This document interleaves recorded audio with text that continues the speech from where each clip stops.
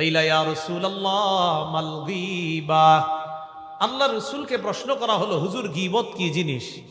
ফাকালা রাসূলুল্লাহ সাল্লাল্লাহু আলাইহি ওয়াসাল্লাম যিকরুকা আখাকা বিমা ইয়াকরা, তুমি তোমার ভাইয়ের ব্যাপারে এমন কথা বলা যেটা সে শুনলে অপছন্দ করবে। যেমন আপনাদের এই এলাকার দক্ষিণ পাড়ার আব্দুর রহমানের ব্যাপারে আপনাদের সামনে আমি একটা দোষ বললাম। এখন এই যে দোষটা বললাম, আব্দুর রহমান এইখানে থাকলে এটা শুনলে অপছন্দ করবে, এটাকে গীবত বলা হয়।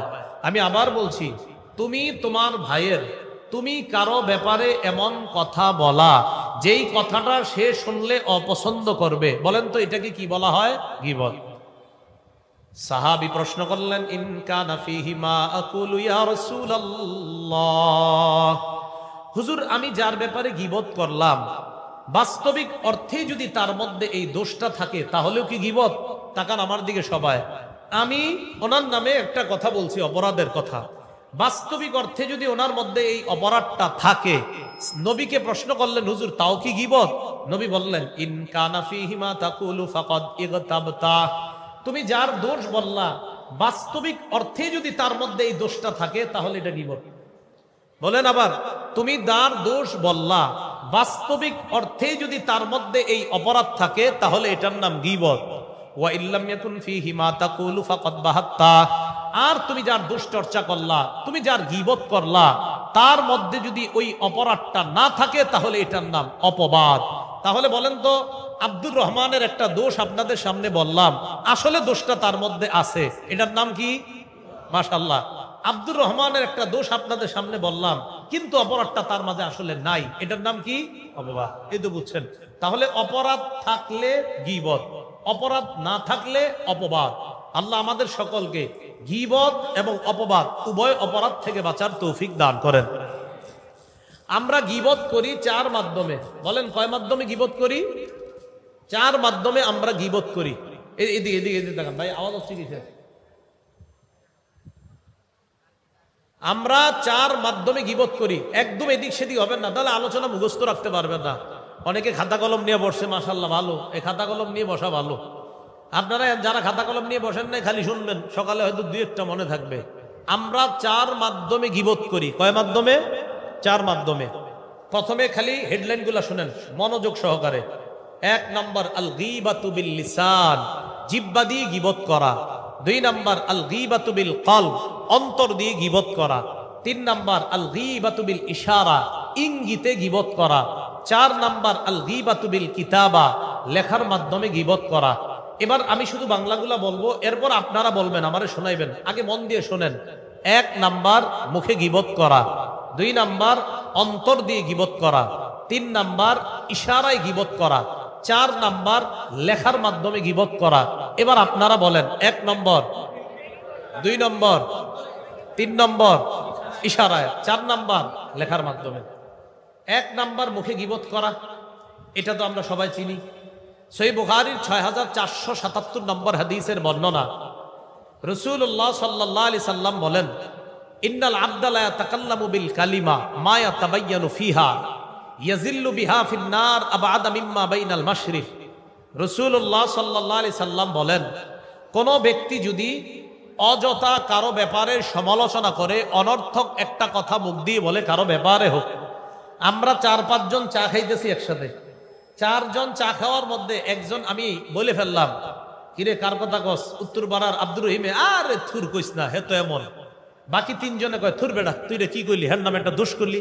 তা আমি বললাম, এটা কথার কথা কইছি। বলেন কি বলছি? কথার কথা।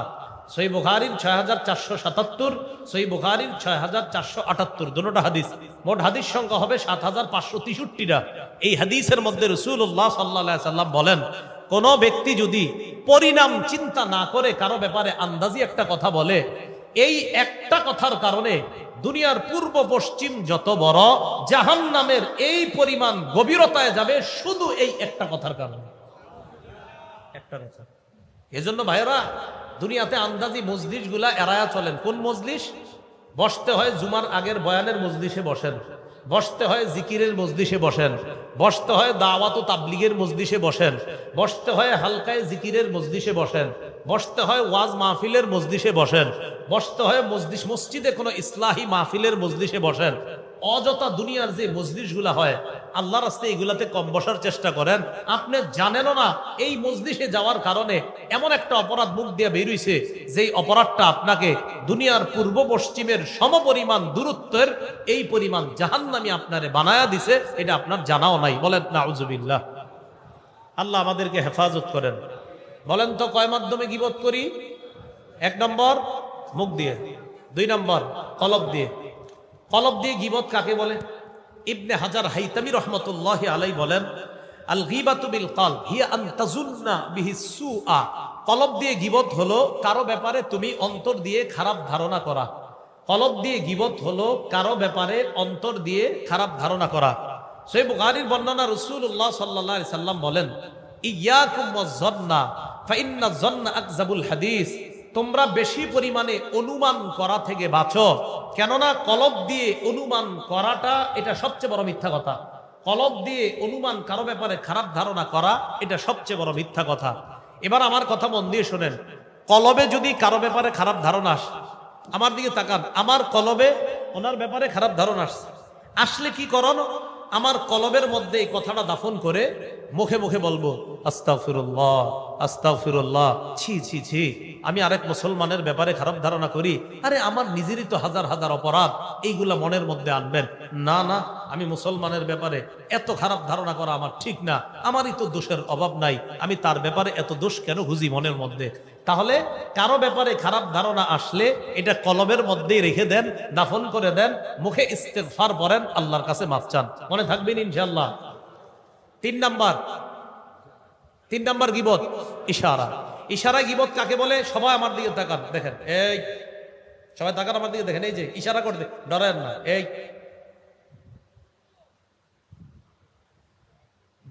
2-3 জন চা খাইতেছে আর চোখের মাধ্যমে বলে, এই যে ইঙ্গিত দিয়ে বুঝাইলাম, মানে খাটো, কানা কানা, পা ভাঙ্গা, এই যে ইশারায় বললাম, নামও বললাম না, খাটো মানুষটাকে খাটো ইশারা করলাম, কানা মানুষটাকে কানা ইশারা করলাম। আল্লাহ রাসূল বলছেন, এই যে তুমি ইশারায় গীবতটা করলা, এটার মাধ্যমে তোমার জাহান্নাম। ইশারা দলিল মুসনাদে আহমদ কিতাবের নাম, হাদিস 25708 নম্বর হাদিস। এই হাদিসের বর্ণনাকারী আম্মা জান আয়েশা সিদ্দিকা রাদিয়াল্লাহু তাআলা আনহা, তিনি বলেন, জাআত ইমরাআতুন কাসীরাতুন ইলা নবী সাল্লাল্লাহু আলাইহি ওয়াসাল্লাম ফাকুলতু বিইবহামি হাকাযা ওয়া আশারতু ইলা নবী সাল্লাল্লাহু আলাইহি ওয়াসাল্লাম আন্নাহা কাসীরা। একজন খাটো মহিলা রাসূলের দরবারে আসছে। কি মহিলা? খাটো। আম্মা জান আয়েশা সিদ্দিকা বলেন, আমি আল্লাহর নবীকে ইশারার মাধ্যমে এইভাবে বুঝাইলাম, ইয়া রাসূলুল্লাহ, দেখেন ইশারায় বললাম, হুজুর খাটো। আম্মা জান বলেন, আমি নবীরে ইশারায় বললাম, হুজুর মহিলাটা খাটো। সাথে সাথে নবী আমারে বললেন, আয়েশা ইগতাবতিহা, তুমি গীবত করছো। সাথে সাথে বলে দিচ্ছে। তাহলে আম্মা জান একজন নারীকে নবীর কাছে ইশারায় বলছে খাটো, নবীজি বললেন, আয়েশা তুমি গীবত করছো। আল্লাহ আমাদেরকে হেফাজত করেন। নবীজির একজন বিবি ছিলেন সফিয়া রাদিয়াল্লাহু তাআলা আনহা। বলেন কি নাম? সফিয়া। আবু দাউদ শরীফের 4875 নম্বর হাদিস। এই হাদিসের বর্ণনাকারীও আম্মাজান আয়েশা সিদ্দিকা রাদিয়াল্লাহু তাআলা আনহা। আম্মাজান বলেন, আমি একদিন আল্লাহ নবীরে বললাম, হাসবুকা মিন সফিয়া কাজা ওয়া কাজা তানি কাসীরা। আমি বললাম, হে আল্লাহর নবী, সফিয়া এমন এমন, অর্থাৎ ইয়া তানি কাসীরা, হুজুর সফিয়া আমার চেয়ে তুলনামূলক একটু কম লম্বা। নবীর আরেক বিবিরে আম্মাজান বললেন, হুজুর আমি একটু বেশি লম্বা, আর আপনার বিবি সফিয়া একটু কম লম্বা, শুধু একটু বলছে। নবীজি আমাকে বললেন, আয়েশা লাকাদ কুলতি কালিমাতান, তুমি এমন একটা বাক্য বলছো, লাউ মুজিজাত বিমাইল বাহরি, তোমার এই বাক্যটা সমুদ্রের পানির সাথে যদি মিশানো হতো, লামাজাজাতহু, তাহলে তোমার এই বাক্যের ভিতরে যে বিষাক্ততা ছিল, এই বিষের কারণে সমুদ্রের পানির রং পাল্টায় যেত। ভাই একটু চিন্তা করেন, আমরা সারাদিনে এই জাতীয় কথা কতগুলো বলি। আম্মাজান জিন্দিগিতে একবার দুইবার বলছে, নবী সাথে সাথে শাসন করছে, আয়েশা গীবত করছে। তা আমি আপনি ফজর থেকে ঘুম পর্যন্ত কয়শো এরকম কথা বলি। আল্লাহ আমাদেরকে হেফাজত করেন। আল্লাহ সকলকে হেফাজত করেন। কেউ ভাই বলেন, আমরা চোখের মাধ্যমে ইশারা আরেকজন এরকম অপমান করি কিনা? এই এরকম করি, ঠিক না? এটা ইশারায় করবো না। হ্যাঁ, গীবত 4 নাম্বার কি দিয়ে করি? ফেসবুক চালান যারা যারা মন দিয়ে শুনেন, ইবুক ফেসবুক চালায়, হ্যাঁ, আমার সাথে সবাই বলেন, যেই কথা মুখে বলা গীবত, সেই কথা কলমে লেখা গীবত। বলেন, যেই কথা মুখে বলা গীবত, সেই কথা ফেসবুকে লেখা গীবত। ফজরের পরে উঠা ফেসবুকে যদি উনি স্ট্যাটাসটা না দেয় তো এই দেশ অচল হয়ে যেতে পারে। এই জন্য উঠে একটা স্ট্যাটাস দেয় ফজরের পরে, কারণ আপনি স্ট্যাটাস না দিলে তো আমাদের দেশ চলবে না। আপনি গুরুত্বপূর্ণ একজন ব্যক্তিত্ব, তো দেয় দেয় কি এরকম এরকম একটা ঘটনা ঘটছে আমাদের দেশে এসে, মানে বুঝায় খুব চিন্তা করে দেশ নিয়ে। কিন্তু যেটা লেখছে 10 দিন পরে প্রমাণ হয়েছে হ্যাঁ ফাও একটা কথা লেখছে। এই যে আপনি লিখে দিলেন, এর মাঝে আপনাদের এলাকাবাসী সবাই খুঁজতেছে কি রে এই কামটা কে করলো আমাদের এলাকার, আসলে কেউ করেনি, কিন্তু আপনি লিখে দিচ্ছেন ফেসবুকে। মুখে যেটা বললে গীবত হইতো সেটা এখন লিখে দেওয়ার কারণে সেটাও গীবত। ইমাম গাজালি বলেন, ওয়াকাযালিকাল গীবাতু বিল কিতাবা ফাইন্নাল কালাম আহাদুল লিসানাইন। ইমাম গাজালি বলেন, লেখার মাধ্যমেও গীবত হয়। কলম হলো 2 ভাষার এক ভাষা। মানুষ মুখে একটা ভাষা বলে, কলম দিয়ে আরেকটা ভাষা লেখে। মুখে যেই ভাষা বলা গীবত, কলমে সেই ভাষা লেখা গীবত। সবাই একটু আমার সাথে বলেন, মুখে যেই ভাষা বলা, কলমে সেই ভাষা লেখা গীবত। আল্লাহ আমাদেরকে হেফাজত করেন। তাহলে আমরা কয় মাধ্যমে গীবত করি? 4। আমরা 5 ধরনের গীবত করি। বলেন কয় ধরনের? প্রথমে আমি বলি এক চান্সে সবাই মুখস্থ করেন। 1 নম্বর শারীরিক গীবত, 2 নম্বর চারিত্রিক গীবত, 3 নম্বর বংশীয় গীবত, 4 নম্বর পোশাক পরিচ্ছেদের গীবত, 5 নম্বর পরোক্ষ গীবত। 1 নম্বর শারীরিক গীবত। শারীরিক গীবত, একটা লোক খাটো মানুষ, বেটে মানুষ। অনেক সময় দেখবেন অনেক মানুষ খাটো, 20 বছর বয়স, লম্বা হয় না। তো বেচারায় যে খাটো উনি কিন্তু জানে, কিন্তু ওনারে খাটো বললে উনি কষ্ট পায়। কানা মানুষ, উনি নিজেও জানে আমি কানা, কানারে কানা যদি বলেন সে কষ্ট পায়। এই শারীরিক গীবত করবেন না। একটা মানুষ খাটো কানা, বলেন তো এই যে উনি এক চোখ অন্ধ, ওনার যে শরীরের সমস্যা, ওনার যে এক পায়ে একটু সমস্যা, এই শারীরিক অবয়ব আকৃতিটা ওনারে দিছে কে? এই জন্য আপনি ওনারে নিয়ে অপমান করেন না। এই হলো 1 নাম্বার শারীরিক গীবত। 2 নাম্বার চারিত্রিক গীবত। চারিত্রিক গীবত কাকে বলে? আজকে আমাদের এলাকায় আরিফ বিন হাবিব আসবে। ও আরিফ বিন হাবিব চিনি, এর চরিত্র জানাস? কি চরিত্র? এর ভালো করে চিনি। কি কত আমগুলোকে এক লোকে ডাব চুরি করছে, এই আপনি এটা বলে ফেললেন। কথার কথা মনে করেন আপনি 20 বছর আগে আমার একটা দোষ দেখছেন, আসলে দোষটা আমি করছি, হতে তো পারে আমি তওবা করে ফেলছি। এখন আপনি 20 বছর পরে এসে বলতেছেন হে যে কেমন জানি। আপনি কেমনে জানেন কেমন? এরকম তো হতে পারে যারে আপনি বলতেছেন কেমন জানি উনি তওবা করে ভালো হয়ে গেছে, তো এখনো আপনি বলতেছেন হ্যাঁ কেমন জানি। এটা চারিত্রিক গীবত। বলেন আমাদের মাঝে এই স্বভাবগুলো আসেনি? করেন না। 3 নাম্বার বংশীয় গীবত। কেউ তুমি কোন বংশের? আমি আপনার এলাকার নাম নসিপুর, ওই দক্ষিণ পাড়ার অমুক গোষ্ঠীর লোক। ওই গোষ্ঠীর তুমি? হ্যাঁ, তো সব চোর, সব চোরা গোষ্ঠী। এই বেটা নামাজও পড়ে, রোজা রাখে, হজ করছে, জাকাত দিছে, ওমরাও করে আসছে। উনি মাশাআল্লাহ আপনার মিথ্যা কথা বলে না, সত্য কথা বলে। এই লোকটারে আপনি মুখের উপরে বলে দিলেন তুমি তো চোর গোষ্ঠীর মিয়া, তুমি আর কুদ্দুর ভালো হইবা, তুমিও চোর। তাহলে একটা ভালো মানুষে আপনি বংশের কারণে চোর বলে ফেললেন। হইতে পারে ওই বংশে গত 50 বছর আগে একজন চুরি করছিল, তো একটা কারণে হয়ে গেছে যে বেটা চুরি করছে। এখন একটা মানুষ চুরি করার কারণে পুরা বংশটারে আপনি চোর বলবেন, এটা কেন? এই গ্রামগঞ্জের মানুষগুলোর মধ্যে এই স্বভাবটা। কিন্তু তুই কোন গোষ্ঠীর? অমুক গোষ্ঠী। চীনা আছে তোকে গোষ্ঠীরে ভালো করে না, এটি বললেন না। ওই গোষ্ঠী যদি জান্নাতে যায় আর আপনি যদি জাহান্নামে যান তখন কি হবে? হ্যাঁ, এটি বললেন না। এই জন্য মনে রাখবেন, কোন এলাকার তুমি? নোয়াখালীর। তোমাদের নোয়াখালীদেরকে জানা আছে কেন? নোয়াখালীর যদি 100 জন জান্নাতে যায় আর আপনাদের এই এলাকার যদি 90 জন যায়, তো তারা তো 10 জন বেশি হয়ে গেল। এজন্য কোন এলাকা, কোন গোত্র, কোন জেলা, কোন থানাকে কখনো এইভাবে আমরা না বলা, তোমার বাড়ি কই অমুক জায়গায়, তোমগরে চিনা আছে, নাউজুবিল্লাহ, এগুলা না বলা। ভাই কথাগুলো মানবো তো ইনশাআল্লাহ? তাহলে 3 নাম্বার বংশীয় গীবত। ওনারা যে মাহফিলের আয়োজন করছে এলাকাবাসী, কেন বলেন? এখান থেকে আমরা কিছু শিখবো, শিখার পর আমল করব। তো আজকে আমরা জানলাম যে বংশীয় কথাগুলা কাউরে বলবো না। 4 নাম্বার পোশাক পরিচ্ছেদের গীবত। আপনি আপনার মেয়ের বিয়েতে 10 জন বন্ধু দাওয়াত দিচ্ছেন, 9 জনের ভালো স্ট্যাটাস আছে, 600-800 টাকা গজের পাঞ্জাবি পরে আসার ক্ষমতা আছে, একজনের 100 টাকার উপরে পাঞ্জাবি পরার ক্ষমতা নাই। 10 জন বন্ধু আপনার মেয়ের বিয়েতে আসছে। আপনি মেয়ের বিয়েতে কি করেন জানেন? শুধু ওই যে 9 জন যে আছে তাকে খুব বেশি গুরুত্ব দেন, তাদের সাথে আপনি কথা বলেন। আরেকজন যেই ব্যক্তি আছে, যেই ব্যক্তি একটু কম দামি পাঞ্জাবি পরে আসছে, তাকে আপনি তেমন গুরুত্ব দেন না। এখন এই যে তাকে আপনি গুরুত্ব না দেওয়ার কারণে অনেকে আপনারে জিজ্ঞাসা করতেছে, কেউ আপনি আপনার ওই বন্ধুকে গুরুত্ব দিচ্ছেন না কেন? তখন আপনি বললেন, এই জাতীয় একটা পোশাক পরে সে এখানে কেন আসছে? ও ভাই একটু যাইতে দেন তাড়াতাড়ি,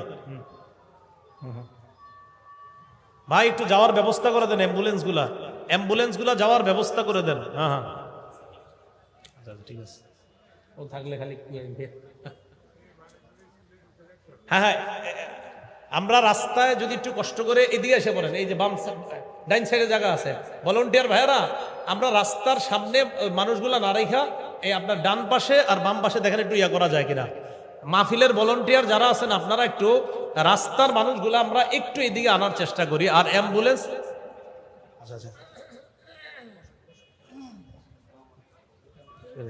আচ্ছা 4 নাম্বার একটু পোশাক পরিচ্ছেদের গীবত। পোশাক পরিচ্ছেদের গীবতটা হলো আপনার যে পোশাক পরিচ্ছেদ, এই গীবত হলো একটা মানুষ কম দামি পোশাক পরে, বেশি দামি পোশাক পরে, তো কম দামি পোশাক যে পরলো তার এতটুকুই যোগ্যতা আছে, এর চেয়ে বেশি যোগ্যতা নাই। আমাদের উচিত ওই 9 জনকে যেই দাম দেওয়া, 10ম লোকটারে এরকম দাম দেওয়া। যদি দাম না দেই বেচারা কষ্ট পাবে যে আজকে আমার জামার গজ একটু কম বইলা এই জায়গায় আমাকে এইভাবে অপমান করলো। এটা হলো পোশাক পরিচ্ছেদের গীবত। 5 নাম্বার পরোক্ষ গীবত। সবাই আমার দিকে তাকান, পরোক্ষ গীবত কারে কয়? এই যে আমি একজনের নাম বললাম, বলতে বলতে হঠাৎ বললেন, হুজুর বুঝছি, কারে কইছেন? তা আমি বললাম ঠিক আছে, কওয়া দরকার নাই। তো আমি একজনের লোকে বললাম, ওনার সাথে বলতেছি, উনি বলছে হুজুর বুঝছি। এই যে উনি বুঝছে মানে একটা নাম ওনার মাথায় এসে গেছে, এক ব্যক্তির ছবি, আমার মাথায় এক ব্যক্তির ছবি আছে। সামনে যারা আপনারা বললেন বুঝছি, এই যে বুঝছি বুঝছি বললাম, আমরা কারো নাম কিন্তু বলি নাই, কিন্তু ওই যে বুঝা ফেলছি, বুঝা ফেলার পর আমরা মাথায় মাথায় একজনের দোষ চর্চা করে ফেললাম, মেধা দিয়া, মুখ দিয়েও বলি নাই, শুধু বলছি বুঝছি। আপনি বলছেন বুঝছি, সামনের সবাই বলছেন বুঝছি। এটাকে বলে পরোক্ষ গীবত। এই পরোক্ষ গীবত আপনাকে জাহান্নামী করবে। সর্বশেষ কথা, গীবতের ভয়াবহতা। গীবতের ভয়াবহতা কি এটা বলে খুব মনোযোগ দিয়ে আমরা শূন্য শেষ করে ফেলবো। আবু দাউদ শরীফের 4880 নম্বর হাদিস, রাসূলুল্লাহ সাল্লাল্লাহু আলাইহি সাল্লাম বলেন, ইয়া মাশারা মান আমানা বিলিসানি, হে ওই সমস্ত মানুষ যারা শুধু মুখে ঈমান আনছো, ওয়ালাম ইয়াদখুলিল ঈমানু কলবা, যাদের কলবে এখনো ঈমান ঢুকে নাই। এর দ্বারা কি উদ্দেশ্য নবী বুঝায়? বলেন তো আমার সাথে, আমরা ঈমানদার বলেন, আবার বলেন আমরা ঈমানদার।